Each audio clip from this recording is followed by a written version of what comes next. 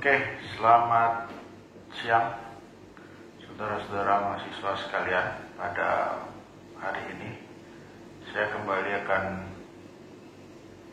memberikan materi perkuliahan terkait dengan fraud scheme. Ini adalah pertemuan ketiga ya, atau keempat. Kalau digabungkan dengan kuliah perdana berarti ini keempat. Materinya adalah fraud scheme. Nah, fraud scheme itu apa? Fraud scheme itu adalah skema fraud. Bahasa Indonesia dia skema fraud, yang maknanya adalah bentuk-bentuk atau proses-proses dari sebuah fraud. Jadi skemanya itu secara garis besar dibagi menjadi 3. Tapi sebelum masuk ke sana, saya ingin memberikan gambaran sedikit bahwa pemahaman terhadap skema fraud ini sangat penting gitu. Kenapa? Karena skema ini menjadi dasar sebenarnya kita mengetahui sebuah tindak fraud gitu. Sebuah perilaku fraud kita akan tahu apabila kita memahami skema ini gitu. Karena fraud itu kan ada berbagai macam jenis, sehingga kita harus bisa mengelompokkan dia ke dalam skema-skema yang mana sebenarnya fraud itu. Apabila seorang mencuri itu disebut sebagai skema fraud yang mana gitu. Kita harus bisa menggolongkan mereka pada bagian-bagian yang benar.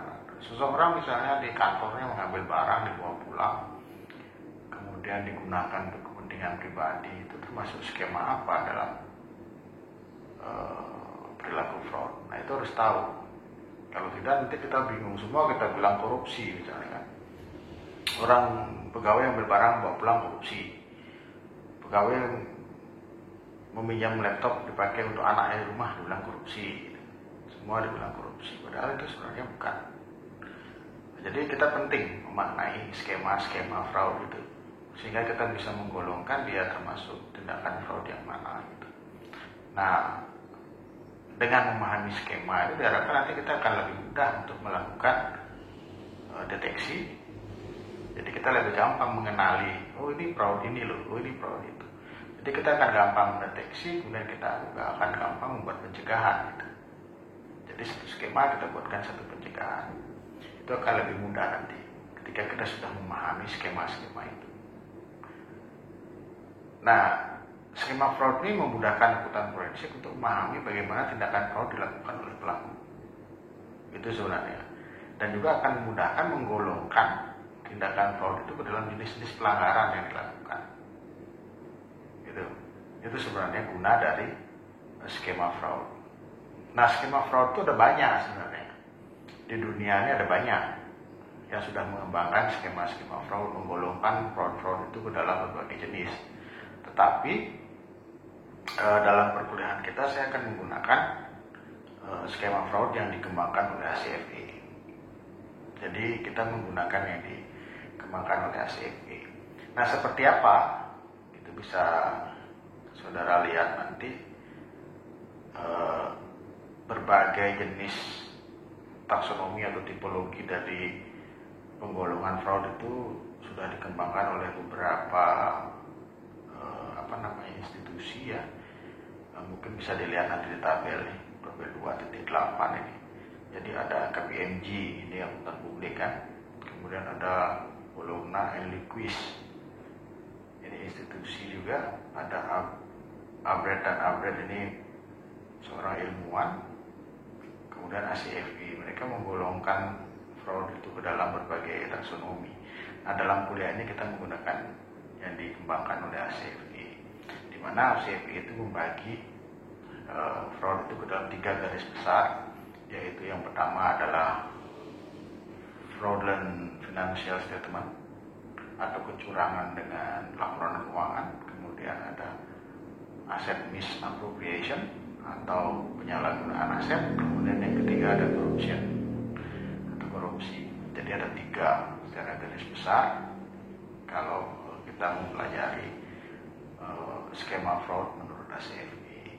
Nah, seperti yang dilihat di tabel, jadi ACFE menyebutnya sebagai fraud tree, gitu. Jadi pohon fraud. Di situ kita bisa lihat ada fraud itu dibedakan menjadi 3 secara garis besar, kemudian mereka memiliki cabang yang banyak, gitu ya. Jadi ada 3 garis besar yang sudah saya sebutkan tadi. Ada korupsi, ada penyalahgunaan aset, kemudian ada kecurangan dengan laporan, baik itu laporan keuangan maupun laporan bukan keuangan. Nah, kita di dalam belajar fraud scheme ini kita akan membedah ini, gitu. Membedah fraud tree ini. Kita akan coba mempelajari, memahami modus-modus yang ada dalam fraud tree. Jadi fraud tree ini banyak sekali ada skema-skema fraud. Nah, ini akan kita pelajari seperti apa skema-skema itu. Sebagai contoh, kita langsung saja mungkin masuk kepada corruption ya, corruption atau korupsi. Nah, ACFE itu membedakan korupsi itu menjadi 4 sub, gitu. Ada subbagiannya 4, ada 4 jenis tindakan yang bisa digolongkan sebagai korupsi. Yang pertama, conflict of interest. Ada yang disebut dengan skema conflict of interest. Nah, seperti apa skema conflict of interest ini? Nah, seperti namanya, skema conflict of interest, kita bisa tahu bahwa conflict of interest itu kan kalau di bahasa Indonesia kan berarti ada konflik kepentingan ya. Nah, ini contohnya adalah misalnya seorang pejabat, dia di satu sisi sebenarnya dia kan harus menjaga supaya bisa membeli barang semurah-murahnya, gitu. Pemerintah mau bikin jembatan, ya harus bisa membuat jembatan yang semurah-murahnya. Membeli mebel, membeli kursi, meja harus bisa semurah-murahnya. Karena dia sebagai pejabat negara harus berusaha untuk menghemat uang negara kan gitu. Tapi di sisi lain kemudian misalnya istrinya punya perusahaan, gitu. Nah, di sini terjadi konflik interest ketika dia memberikan tender itu kepada keluarganya dengan mengabaikan membeli dengan harga semurah-murahnya. Itu berarti sudah terjadi konflik of interest dalam diri dia. Nah, kalau ini terjadi, gitu, misalnya tender yang diberikan kepada istrinya, kemudian istrinya yang mengadakan barang, ini bisa digolongkan sebagai korupsi. Itu salah satu modus korupsi, gitu. Nah, itu contoh korupsi dengan skema conflict of interest. Jadi nanti kalian kalau punya keluarga jadi pejabat, jangan coba-coba untuk berusaha mengadakan barang dan jasa di institusi keluarga saudara yang jadi pejabat itu, karena itu sudah bisa digolongkan sebagai korupsi nanti kalau misalnya tendernya diberikan kepada kalian sebagai keluarganya. Nah, ini harus hati-hati ya. Nah, kemudian yang kedua, penyuapan, bribery. Bribery atau penyuapan ini sudah jelas. Jadi ini modusnya adalah memberikan sesuatu kepada pejabat dengan tujuan dia mendapat imbalan. Jadi tadi misalnya untuk mendapatkan tender dia memberikan uang, menyuap, memberikan uang. Untuk tidak ditilang, memberikan uang kepada polisi, yaitu menyuap. Nah, menyuap ini akan sedikit berbeda nanti dengan pemerasan ya, economic extortion di bagian keempat ini. Jadi kalau yang penyuapan ini, si yang memberikan uang itu memberikan uangnya secara sukarela dengan maksud dia memperoleh kemudahan, dengan maksud memperoleh sesuatu, gitu. Sedangkan kalau economic extortion atau pemerasan itu pejabatnya yang minta uang, gitu. Jadi nomor 4 ada economic extortion, bisa dilihat di bagan. Itu juga tergolong korupsi, gitu. Jadi pemerasan itu tergolong korupsi. Dimana pejabatnya memaksa minta uang. Kamu kalau nggak ngasih saya uang, saya penjarakan, itu misalnya. Ini contoh-contoh pemerasan di bidang hukum misalnya kan. Seringkali kita dengar bahwa ada oknum jasa yang melakukan pemerasan misalnya. Nah itu contoh. Ini bedanya dengan penyuapan. Kalau yang ya sama-sama sih sebenarnya sih yang berkepentingan memberikan uang kepada pejabat, tapi yang kalau penyuapan itu lebih kepada sukarela dari si penyuapnya, sedangkan kalau economic extortion dipaksa oleh pejabatnya untuk menyerahkan sejumlah uang. Nah ini perbedaannya. Nah itu harus dipahami. Nah itu juga tergolong sebagai korupsi tadi ya. Nah kemudian yang terakhir illegal gratifikasi. Gratifikasi sering kita dengar bahwa KPK menyarankan bahwa pegawai tidak boleh menerima apapun, termasuk memberikan seminar di mana-mana pun tidak boleh menerima apa-apa. Mereka datang sendiri tanpa dibayar gitu ya. Kalau KPK dulu kalau diundang sebagai pembicara itu selalu tidak mau, karena mereka tidak mau digolongkan atau terkena kasus gratifikasi. Ya kalau di buku ACFE, kalau di taksonominya ACFE terkait dengan skema fraud itu diistilahkan sebagai illegal gratifikasi. Karena kenapa? Karena ada yang gratifikasinya dilegalkan gitu. Saya baca di beberapa negara itu kalau memberikan masih di bawah 1 juta itu masih belum digolongkan sebagai illegal gratifikasi gitu. Tapi kalau sudah lebih dari itu baru ilegal gitu. Jadi kalau kita di satu negara lain sekedar memberikan bingkisan permen gitu, parcel kepada pejabat, belum digolongkan sebagai gratifikasi. Tapi kalau di Indonesia karena hukumnya belum ada yang mengatur tentang gratifikasi, segala sesuatu yang diberikan kepada pejabat berkait dengan kemudahan ataupun apapun itu bagi si pemberinya disebut gratifikasi gitu. Termasuk kemarin kan ketika ada anak pejabat menikah gitu, ada yang memberikan bingkisan aja tidak berani gitu. Kenapa? Karena digolongkan sebagai gratifikasi. Nah jadi gratifikasi itu jelas pemberian ya, pemberian dengan maksud terselubung, sebenarnya itu yang digolongkan sebagai ilegal. Tapi kalau dia hanya pemberian secara sukarela, pemberian karena benar sebagai rasa kekeluargaan, itu sebenarnya tidak bisa digolongkan sebagai illegal gratifikasi. Misalnya hanya memberikan sesuatu yang nilainya mungkin 50.000, 100.000, ya mungkin bisa digolongkan bukan sebagai gratifikasi. Tapi di Indonesia itu belum diatur gitu. Segala sesuatu yang diberikan kepada pejabat bisa digolongkan gratifikasi. Ini harus dipahami oleh mahasiswa ketika ingin menjadi seorang akuntan forensik gitu ya. Sehingga skema-skema ini harus dipahami dan ada di dalam kepala kalian, sehingga nanti memudahkan kalian menggolongkan. Misalnya kerja di institusi penegak hukum gitu misalnya, ingin menggolongkan itu maksud korupsi atau bukan, bisa dilihat saja dari skema-skema ini. Kalau memang dia termasuk dalam skema ini berarti dia korupsi gitu. Oke, itulah pentingnya belajar skema sehingga kita bisa membedakan. Oke, selanjutnya kalau kita kembali lihat di pohon fraud yang dikembangkan atau yang dimunculkan oleh ACFE gitu ya, yang dikembangkan dari beberapa pengamatan yang dilakukan oleh ACFE. Yang kedua itu adalah asset misappropriation. Tadi yang pertama korupsi, yang kedua adalah penyalahgunaan aset.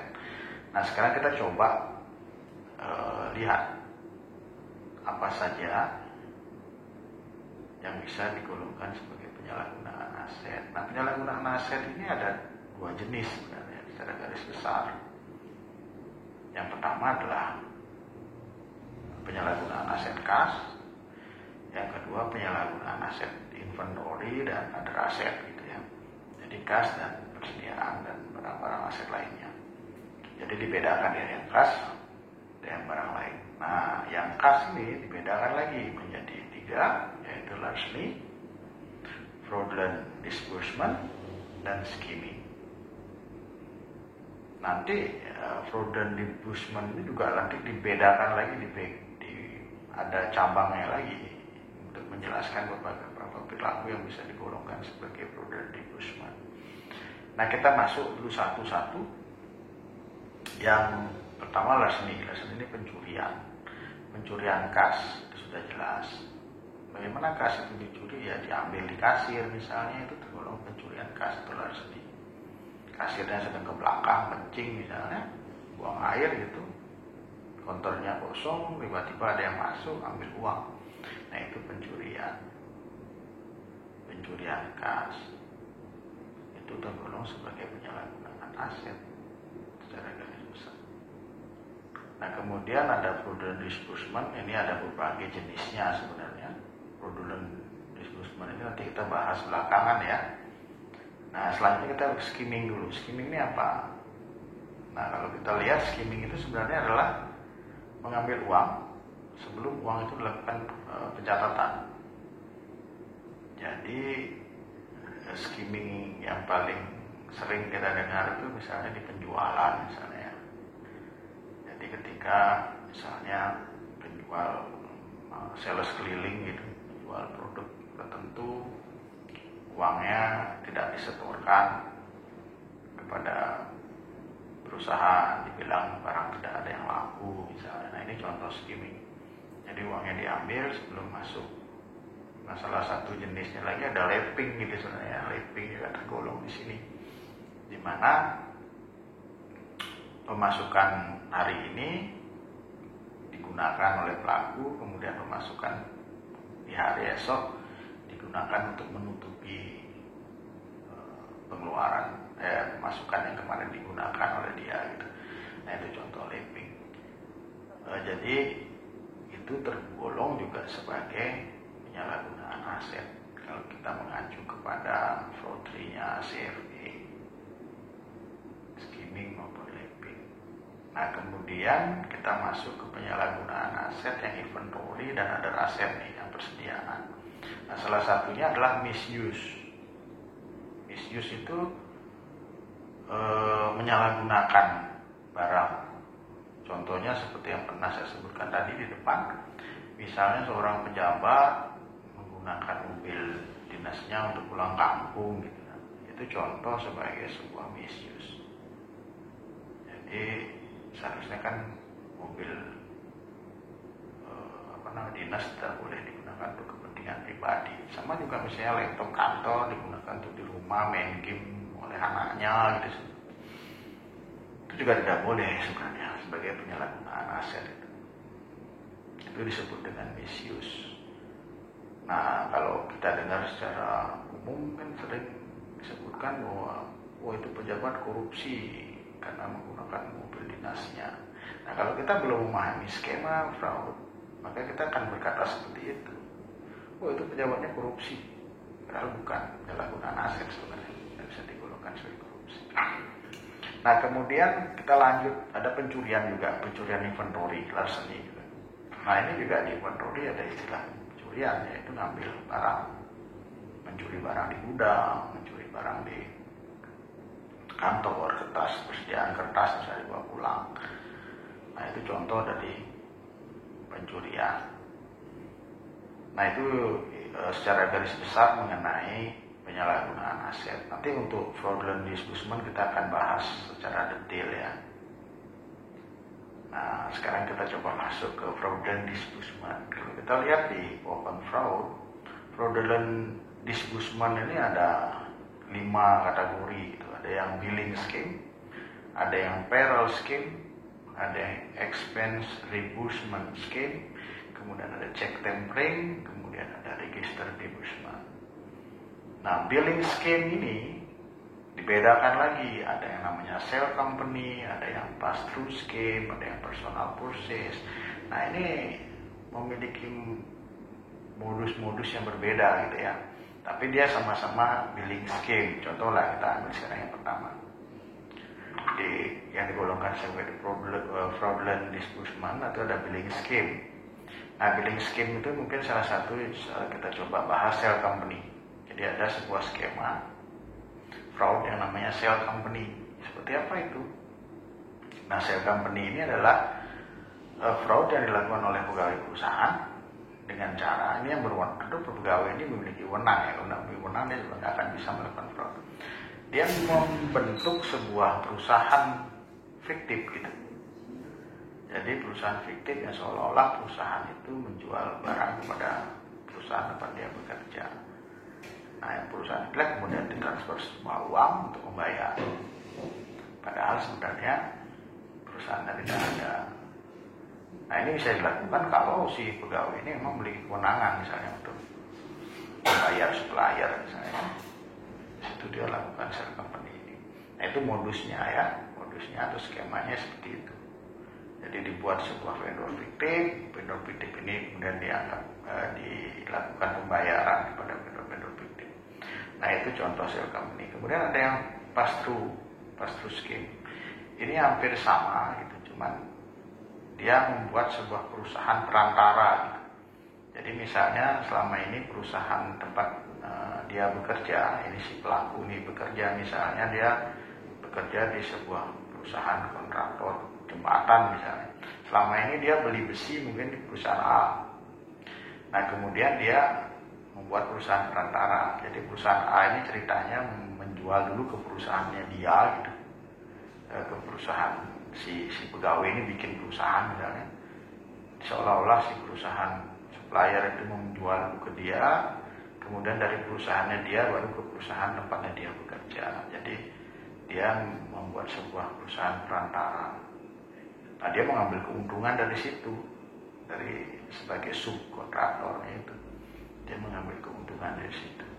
Nah, itu pass through scheme. Nah, jadi modus-modus seperti itulah yang mungkin harus dipahami oleh mahasiswa sehingga nanti ketika melihat ada perilaku seperti itu kita bisa menggolongkan dia. Oh, ini sebagai billing scheme ini. Ketika ada yang membuat perusahaan fiktif atau di kantor misalnya ada pegawai yang membeli di perusahaannya sendiri gitu misalnya. Oh, itu termasuk konflik of interest, itu korupsi gitu misalnya. Nah, sehingga kita bisa menggolongkan. Itulah gunanya kita belajar yang namanya fraud scheme. Nah, kita lanjut sekarang ke billing scheme tadi.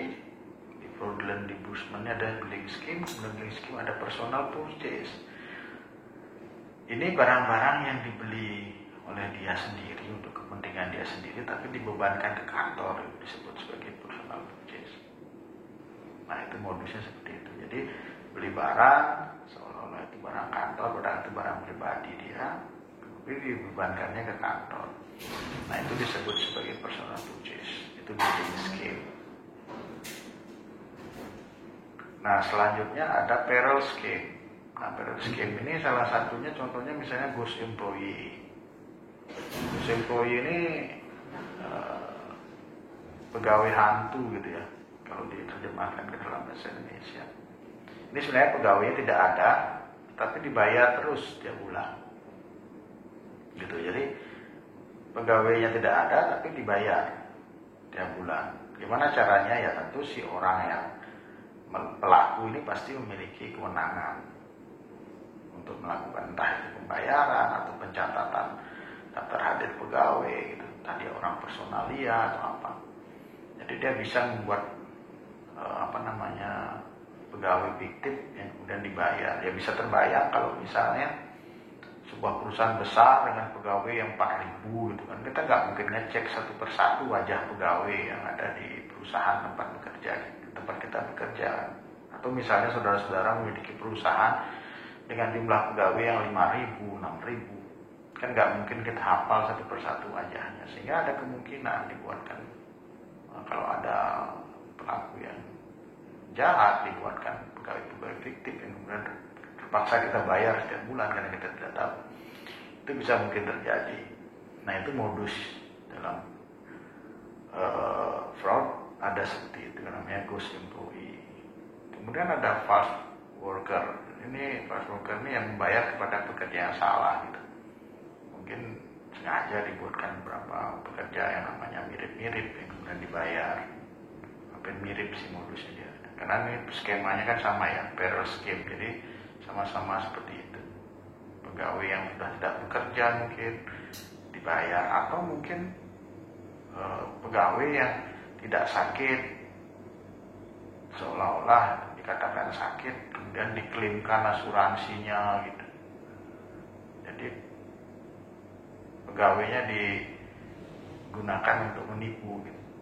Jadi pegawai A tidak sakit dibilang sakit, pegawai B tidak kecelakaan kerja dimintakan klaim kecelakaan kerja, itu bisa. Itu false worker. Nah kemudian yang selanjutnya masih di fraudulent disbursement ada expense reimbursement scheme. Ya ini pengeluaran, merembes pengeluaran, skema merembes pengeluaran. Jadi kecurangan yang dilakukan dengan cara mencairkan atau mengklaim pengeluaran yang tidak semestinya gitu ya. Ada mischaracterize ini mencairkan pengeluaran yang tidak seharusnya atau menyembunyikan pengeluaran gitu. Misalnya itu adalah pengeluaran pribadi tetapi dirembesnya ke perusahaan, itu mischaracterize. Atau overstate expense, jadi 2 kali misalnya mencairkan, dia perjalanan dinas sudah minta uang muka gitu, uang muka 1 juta, nanti pulangnya lagi minta lebih banyak lagi gitu. Dengan menggunakan misalnya billing palsu gitu ya, atau billingnya sudah di markup, misalnya bilangnya makan 100.000 padahal makan 25.000 dan sebagainya. Nah itu overstate expense, biasanya pegawai-pegawai yang melakukan perjalanan itu melakukan itu overstate expense, yang curang-curang biasanya begitu. Nah itu modus dalam expense reimbursement. Kemudian ada yang keempat, check tampering. Nah kalau yang ini kecurangannya menggunakan cek. Gimana caranya? Ada yang forget check, forget maker, ada yang forget endorsement. Kalau forget maker nih, ceknya yang dimanipulasi. Artinya bisa jadi ceknya diuangkan atas nama orang lain, padahal seharusnya untuk supplier A tapi diganti namanya gitu. Ceknya dipermainkan. Nah, kalau forget endorsement, pencairannya yang dimainkan. Contohnya misalnya ketika cek A ini harus dibayarkan kepada supplier A, di tengah jalan cek itu diambil, dibilang salah, kemudian diperbaiki ceritanya gitu, tapi dicairkan oleh dia. Nah ini juga bisa dilakukan oleh orang-orang yang berwenang aja, ada orang-orang yang memang memiliki kewenangan di perusahaan, atau sengaja dikirim dulu yang salah sehingga dikembalikan, kemudian pengembaliannya inilah kemudian dia ambil, dia cairkan sendiri. Nah itu modus-modus dari menggunakan cek. Kemudian ada yang register disbursement. Nah ini yang terakhir dari fraudulent disbursement, ada namanya register disbursement scheme. Itu beberapa jenisnya yang termasuk dalam register disbursement ini adalah false void dan false refund. Apa itu false void? Kalau false void itu jadi seolah-olah ada pembatalan pembelian itu false void. Ada seolah ada pembatalan pembelian sehingga ada uang yang harus dikembalikan, padahal sebenarnya tidak ada. Nah, uang yang dikembalikan ini kemudian diambil oleh si pelaku. Atau false refund. False refund itu juga sama, seolah-olah ada barang yang salah kirim, kemudian minta refund, tapi sebenarnya tidak ada gitu. Itu hanya akal-akalan aja si pegawai bilang ada refund, sehingga begitu dibayar uang refundnya masuk ke dia. Nah itu modus-modusnya ya, pemasukan pencairan. Jadi kalau kita bicara fraudulent disbursement, ada banyak sekali sebenarnya. Itu sebagian kecil yang saya sudah uraikan tadi di depan. Untuk lebih jelasnya mungkin nanti saudara-saudara silakan baca lagi di buku atau di buku lain gitu, silakan dibaca lagi, dipahami, didalami, karena fraud scam ini sangat penting gitu. untuk kita bisa menggolongkan dia melakukan kecurangan apa gitu. Jadi kalau kita tidak paham ini, kita tidak tahu. Seperti tadi misalnya ada cek dipalsu, masuk cek harusnya kepada A dibuat kepada B, harus dibuat kepada dia sendiri oleh si pelaku. Nah ini tergolong apa? Oh ini cek tempering. Cepat kita bisa cek tempering ini termasuk mana? Oh ini penyalahgunaan aset. Jadi kita gampang untuk mengklasifikasikan dia dalam kejahatan apa, fraud apa. Sehingga nanti kita lebih mudah juga untuk membuatkan sistem pencegahan untuk menangani masalah-masalah fraud yang tadi itu. Nah itu untuk yang bagian kedua. Coba kita kembali dulu ke fraudry. Jadi kita sudah bahas 2 sub ya. Jadi tadi korupsi sudah, penyalahgunaan aset sudah. Yang ketiga yang belum adalah fraudulent statement atau kecurangan dengan menggunakan laporan, baik laporan keuangan maupun laporan non keuangan. Nah ini yang ketiga. Fraudulent statement itu dibagi menjadi 2, fraudulent statement finansial, fraudulent statement non finansial. Nah kalau yang finansial mungkin kalian sudah banyak paham karena ini kan sering kita bahas di akuntansi maupun di auditing gitu ya. Misalnya kecurangan laporan apa ya, overstate misalnya, overstatement, understatement. Kalau untuk pajak ya kita rendah-rendahin pendapatannya. Kalau untuk minjem uang ke bank kita naik-naikin asetnya, naik-naikin pendapatannya. Nah ini contoh fraud dengan menggunakan laporan keuangan gitu. Jadi modus-modusnya ya ada yang aset overstatement, revenue overstatement, ada yang understatement juga. Jadi bisa kita lihat di sini contohnya beberapa modus overstatement aset atau revenue. Itu ada timing differences. Nah ini udah jelas nih, misalnya pendapatan yang harusnya 3 tahun diakui 1 tahun, itu sudah kelihatan pendapatannya besar. Kontrak misalnya 3 tahun, tapi pendapatannya diakui di tahun ini, supaya kelihatan pendapatannya besar. Nah ini contoh timing differences. Seharusnya dia kan nggak boleh seperti itu. Kalau menurut salah akuntansi kan pendapatannya ya harus dibagi ke dalam masa kontrak. Kalau kontrak 3 tahun, berarti pendapatannya dibagi ke dalam 3 tahun. Tapi kadang-kadang kan disembunyikan seperti itu dengan tujuan-tujuan tertentu. Kemudian ada yang kedua itu fictitious revenue atau pendapatan fiktif. Nah ini jelas nih, kalau pendapatan fiktif itu biasanya ya untuk membohongi bank misalnya ya, pinjam uang di bank karena kita minjemnya 5 miliar, maka pendapatan paling tidak harus 1 miliar itu misalnya sebulan. Caranya ya dipaksa-paksakan dengan menambah pendapatan fiktif. Kemudian cancel liabilities, ini menyembunyikan kewajiban. Gimana caranya? Ya kalau perusahaan besar bisa ini, apalagi yang punya cabang gitu kan, disembunyikan di cabang tertentu misalnya kewajibannya supaya tidak membebani laporan perusahaan induknya, misalnya disembunyikan dia di tempat tertentu sehingga nggak kelihatan kalau punya utang kepada pemegang saham, punya utang kepada bank, yang biar tidak kelihatan, disembunyikan di pembukuan perusahaan yang lain misalnya. Nah itu banyak praktek-praktek seperti itu, banyak. Nanti kalian silakan baca praktek-praktek yang seperti itu, banyak untuk mengelabui auditor yang akuntan publiknya misalnya, sembunyikan seolah-olah itu adalah uang transfer ke anak perusahaan dan sebagainya. Jadi banyak dilakukan penyembunyian seperti itu. Itu bisa nanti kalian lihat.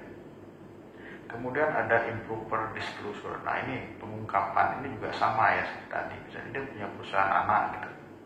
Seharusnya kan diungkap kalau ada hal-hal khusus.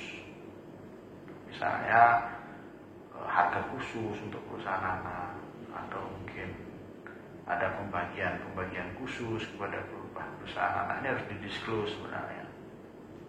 Apalagi itu berpengaruh pada pendapatan perusahaan atau pembiayaan perusahaan. Nah itu harus diungkap dalam laporan keuangan. Tapi kadang-kadang itu tidak diungkap, sengaja untuk menutupi. Karena kalau itu diungkap mungkin akan berdampak serius gitu kan, misalnya Misalnya saja pendapatannya, misalnya perusahaan Indo ini kalau ke perusahaan si B menjualnya itu harganya 40% di bawah harga pasar misalnya. Nah, kalau ini diungkap kan ketahuan nanti pendapatannya sebenarnya kecil gitu, tapi kan karena dia tidak mengungkapkan, bisa saja dia memasukkan penjualannya besar. Misalnya kalau dia menjual ke perusahaan anak itu sebenarnya dia menjualnya hanya 20.000, kalau menjual ke perusahaan lain dia 100.000 misalnya. Nah tapi untuk menunjukkan biar pendapatan yang kelihatan tinggi, dia gunakan 100.000 walaupun dia menjual ke perusahaan anaknya. Ya, ini kan dia tidak mengungkapkan itu dalam laporan keuangan. Tujuannya apa? Ya supaya bisa menyembunyikan pendapatan tadi. Pendapatan tadi kan sebenarnya pendapatan yang tidak benar, artinya pendapatan yang fiktif gitu kan. Karena seharusnya pendapatan yang dicatat hanya 20.000, tapi dia masukkan 100.000. Nah itu salah satu contoh dia tidak mendisclose dengan maksud tertentu yang menguntungkan pelaku gitu kan, pelaku fraud dalam hal ini financial fraud. Nah kemudian ada yang terakhir, improper asset valuation. Nah ini penilaian aset yang tidak pas. Ini juga sama kalau dia untuk bank misalnya, kadang-kadang bank itu membutuhkan data aset yang benar kan gitu. Nah bisa jadi dia aset yang bukan punya dia dimasukkan, atau minjem dulu di perusahaan keluarganya dimasukkan sementara untuk mencatat, untuk menipu kan gitu, menipu bank supaya mau memberikan kredit supaya kelihatan asetnya banyak. Nah, hal seperti ini pernah juga saya sebagai akuntan juga pernah mengalami menangkap hal-hal seperti ini di beberapa audit yang saya lakukan. Mereka minjem alat berat gitu, jadi perusahaan kontraktor ketika saya audit dia minjem alat berat di perusahaan temannya, ya seolah-olah itu milik dia. Nah kalau akuntannya nggak jeli, di situ akan kena. Kita bisa salah melakukan penilaian aset, kita bisa mengikuti kehendak dia, padahal apa yang disajikan oleh dia tidak benar gitu. Nah itu yang harus, ini yang harus dipahami ya oleh akuntan forensik, sehingga paham ini modus atau skema-skema ini, sehingga nanti mudah untuk menemukan, mudah untuk menganalisis, dan mudah untuk menyimpulkan dia tergolong sebagai kecurangan yang mana. Nah saya rasa itu untuk materi fraud scheme ini. Semoga apa yang saya sajikan bisa ditangkap gitu ya, bisa dipahami. Tentu masih banyak yang harus kalian baca, karena apa yang saya ungkapkan tadi hanya sepotong gitu ya. Karena kalau kita mau mendalami lagi, banyak sekali sebenarnya skema-skema fraud yang ada. Nanti silakan kalian baca buku yang sudah saya sampaikan di awal perkuliahan, buku fraud auditing dan forensik accounting itu, yang ditulis oleh Aaron Singleton. Silakan kalian baca supaya nanti lebih bisa memahami skema-skema fraud ini. Karena nanti skema fraud ini akan terus kita pergunakan gitu ya. Pemahamannya akan sangat penting dan membantu nanti ketika kita belajar tentang pencegahan fraud. Kita belajar nanti tentang fraud risk assessment. Kita juga disitu banyak bicara mengenai skema fraud. Jadi untuk itu silakan dibaca lagi ya bukunya Tommy Singleton dan Aaron Singleton di Auditing and Forensic Accounting. Oke, saya rasa itu yang bisa saya sampaikan pada hari ini. Terima kasih atas perhatiannya. Selamat siang.